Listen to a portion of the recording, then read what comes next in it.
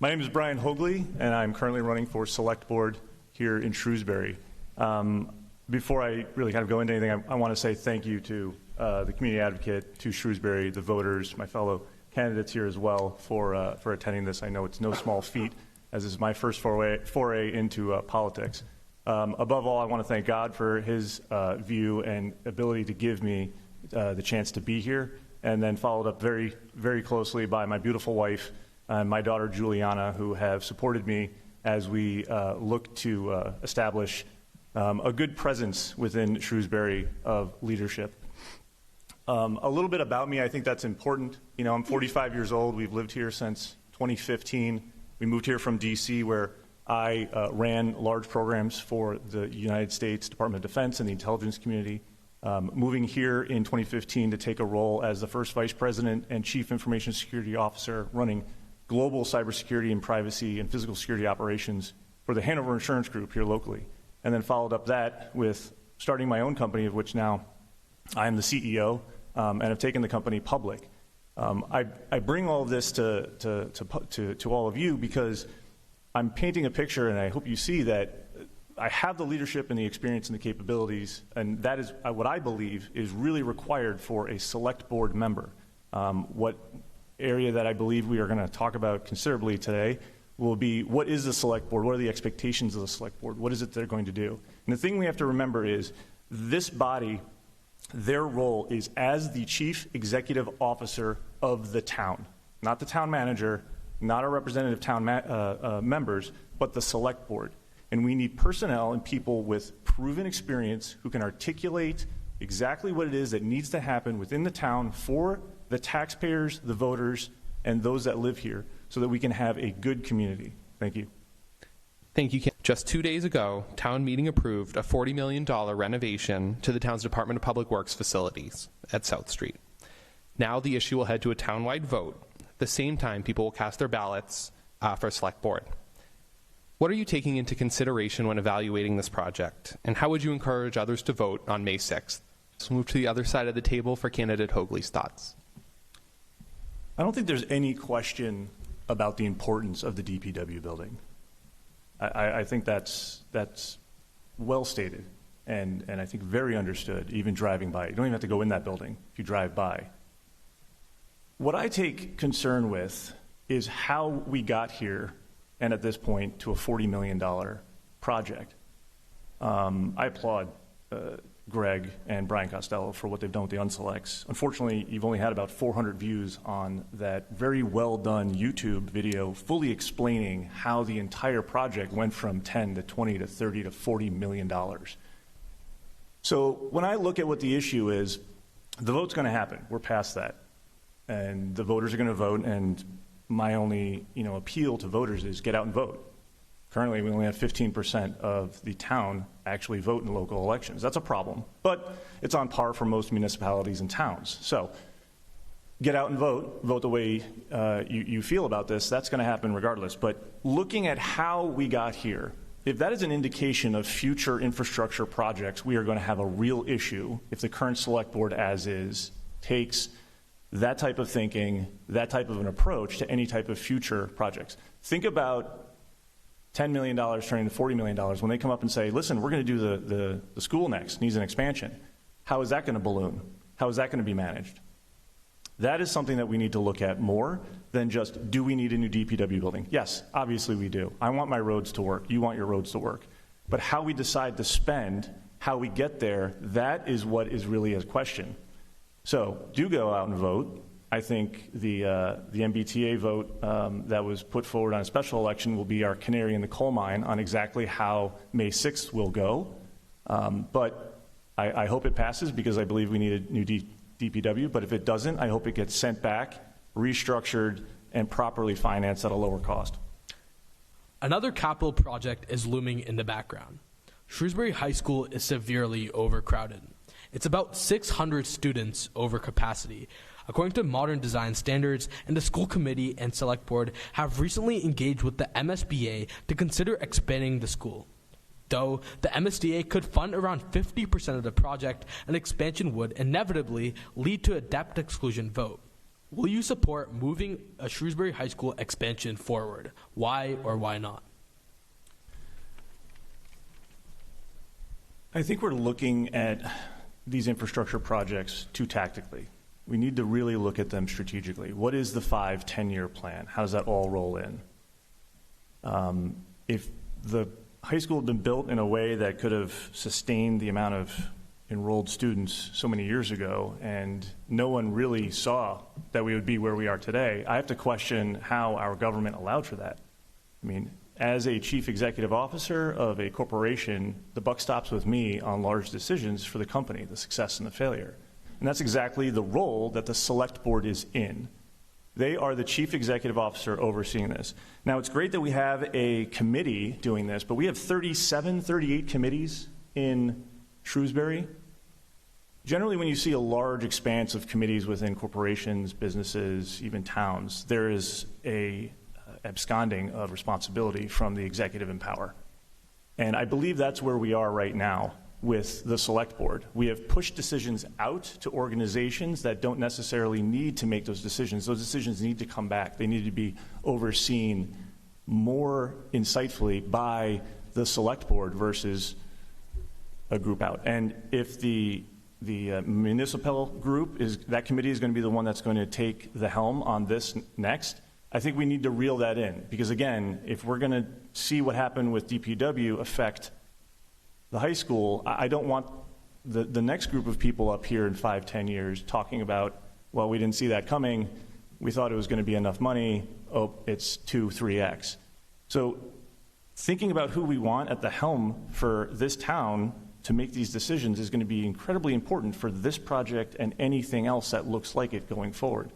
A lot of it falls on the enrollment data. How many students are we going to have? Have we looked at that holistically? What's the impact of development, further development, of bringing new students into an already overcrowded school system? Thank you, candidate Haugli. We often see relatively low community feedback and engagement.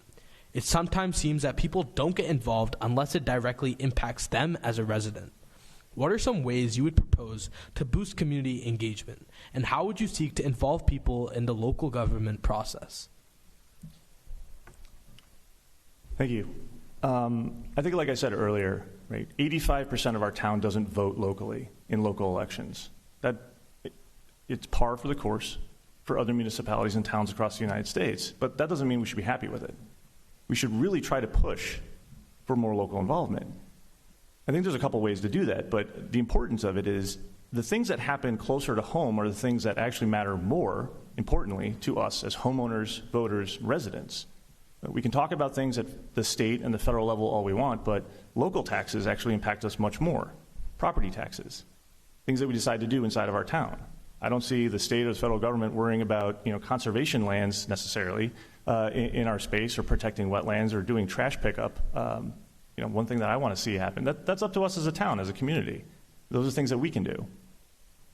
I think how we do outreach needs to change. And I think we're on the path, but there's, I think, a considerable amount to be done.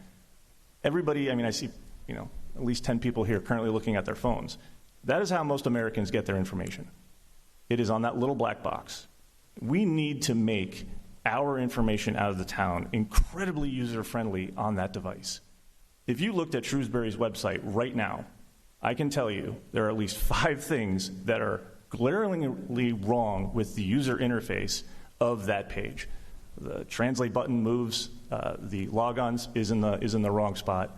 We need to make these systems that we produce, the data and the information for the towns, much more easily accessible and understood. And it's not good enough to just throw the data out there and say, we've provided the information to the town, why can't the voters understand it?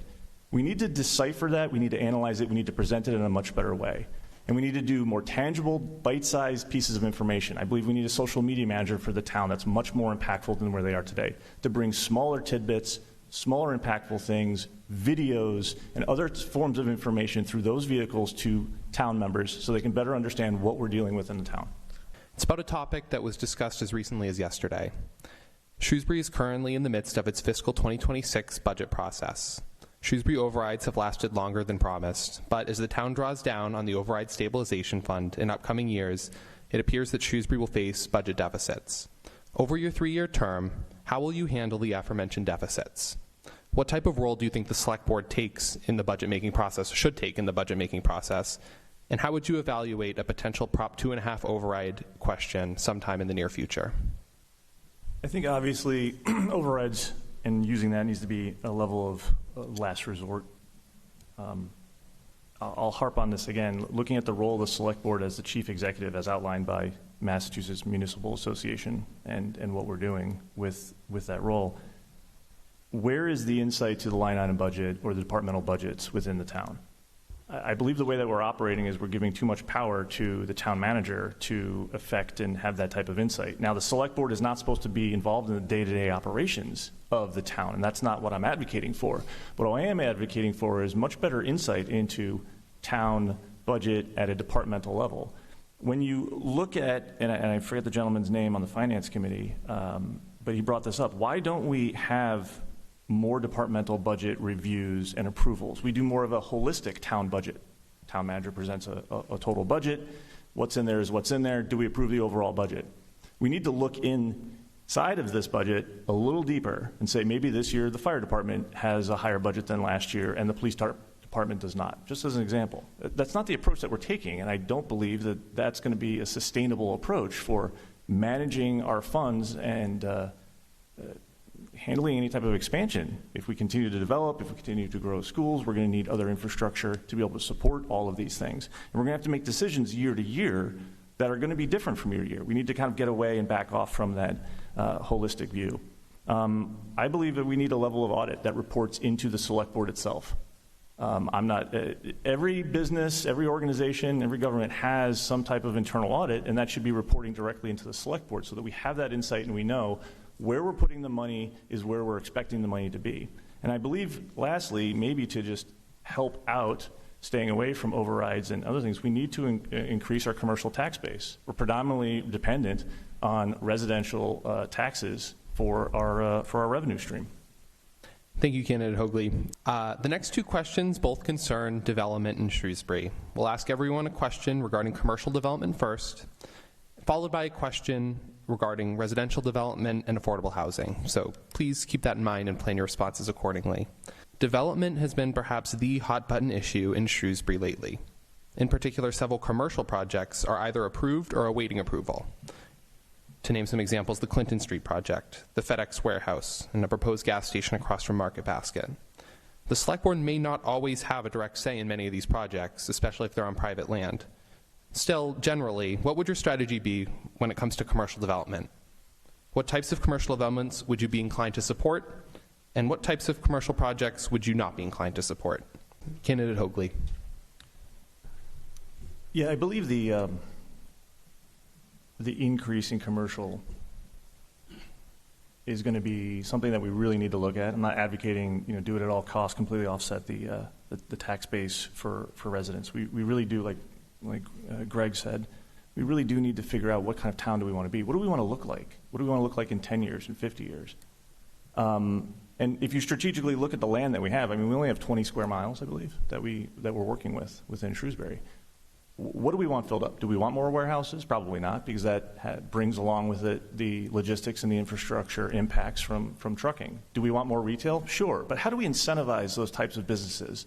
It's not enough to just say, we want more businesses downtown. What are we doing to bring in that coffee shop? Coffee shops are not just set them up and you think they're successful. They're hard work. Sometimes they don't work out. If it was so easy to have a coffee shop and have that type of thing, why isn't Starbucks right there in downtown? That is a prime idea and a prime capability, but they're not, because there is a lot that goes into deciding where retail businesses go. Why can't we do some type of incentive, a tax break? Bring in, go out. Why can't the town manager, why can't the select board advocate for the town and go out into the business community and try to then attract those businesses in that we want, that the residents want?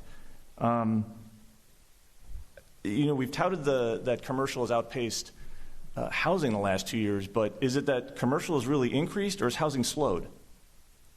I think that's a very important distinction to make, because over the next couple of years, are we going to see that same type of change? The promise of affordable housing in 40B has not matched the outcomes. And I think the last you had a great point on them. The last time that they showed up about planning, I think the group that sat in front of them basically says, well, we just don't do 40B. And this came out right after the special election. So I think we need to be a little bit more conscious about the types of zoning and the types of rules that we're putting out for housing. Thank you, Candidate Haugli. And I do want to touch on 40B more with this next question. Over the past few months, the Select Board has had several conversations regarding 40B projects. I think the most recent was probably 409 South. Currently, Shrewsbury is below the 10% subsidized housing inventory threshold to get what they call safe harbor from 40B projects. Though the Select Board has negotiated with some, in quotes, friendly developers, like the old Emerald Run project, for example, being below the affordable unit threshold leaves the town vulnerable to unfriendly, something like a 104 Main Street, an unfriendly development, which can build housing without much input from the community whatsoever. It's a long introduction to a pretty simple question. What are your thoughts on the housing market in Shrewsbury, and do you think Shrewsbury is in a position to meet this 10% goal in the near future? What type of residential development would you support? Yeah, I think if we go the way that it's been going, I don't know if we'll be able to meet that threshold. But obviously, it's our duty as a town government to figure out a way to make that happen. I don't have an answer for that. And I'll be honest, real estate, housing, not exactly my strength. We're all allowed to admit and acknowledge that we are not great at everything. I'm not great at everything. This is one area that I would look at more experts in this space to be able to weigh in on and take their advice if get elected to the Select Board. From a housing standpoint, obviously you want affordable housing, but I'll tell you this, I moved to Shrewsbury because I liked the way it was. I liked the way it was built. I liked that there wasn't a tremendous amount of development. I liked the town that was built as we saw it. So I might be a little biased in the sense that I wouldn't really like to see a tremendous amount of development. And I've knocked on now close to 1,000 doors in my campaign, and I can say that a lot of people I've talked to believe the same thing. They don't want to see a ton of houses squeezed in at every little corner, older houses leveled for two houses to then go up. It changes the community. It changes the place that you lived. It's where you grew up, where you've built your home. So I think we need to really listen to residents a little bit more about where is development going to be. One of my friends is in the audience right here. That new area that's going to be built is going in right on South Street, going in towards his house. It's going to have a tremendous impact on the place that he bought and built his house. It is now going to forever change than when he moved in. And I think that's something that people just don't take into consideration that we need to. Being on the Select Board is not an easy job. What skills or experiences do you have that qualify you to make decisions on running municipalities? How would these skills serve to benefit the Select Board and ultimately the residents of Shrewsbury? Candidate Haugli, you have the floor. I believe I have the skill set and the experience for local government. Something I learned when I was younger and when I made Eagle Scout was when in a position to lead. And that's what I expect out of a Select Board member. Currently, as a CEO and formerly as a national security advisor, I've worked within the federal government, managing $100 million budgets, working to defend the country against adversaries foreign. I've led these types of programs, having to make hard decisions, listening to those that have opinions that I disagree with and listening to those that have opinions that I do agree with. And it is not for me that the decision is made, but for the betterment of the organization. And that is how I look at when I run my company as the CEO, and that is how I would look at my role as a Select Board member. I'm a problem solver. That's really all I do, day in and day out. I have a strategic mindset, asking tough questions, identifying gaps, and implementing practical solutions. I'm pretty methodical and pragmatic in my approach at looking at facts and data, and I bring that to all the decisions that I make. I'm really looking at this as a community-first approach. I've been a long-time resident, although I know some saying that moving here in 2015 doesn't make me a long-time resident, but I feel like it is. I'm a parent and a taxpayer. And at the end of all of this, I am not here for politics. I am here to ensure that the town works better for all of us. Thank you, Candidate Haugli. 1 minute closing statements. Candidate Haugli. I want to thank everybody for coming out tonight and watching at home and on replay probably later. I also want to thank my wife and my daughter for supporting me in this, my friends and my family and my neighbors. When I look at what we're trying to do here, just as a government, there's things that we don't need, the things that we want, and the things that we need. What I believe we don't need is more of the same. What I've heard from residents as I've been going door to door is they want to see a change, a real change in how our government is led and overseen. What we want is actually what I want. I want to be a select board member. I want to be a leader that you can trust, that you can go to, and you can see an effect within your community. But what Shrewsbury needs is an effective, articulate, clear leader who can step in and direct the future of the town based on what we're looking for today. You can find any of my information at votehaugli.com. I ask for your vote on May 6th. And if not for your vote, please just go vote on May 6th. Thank you.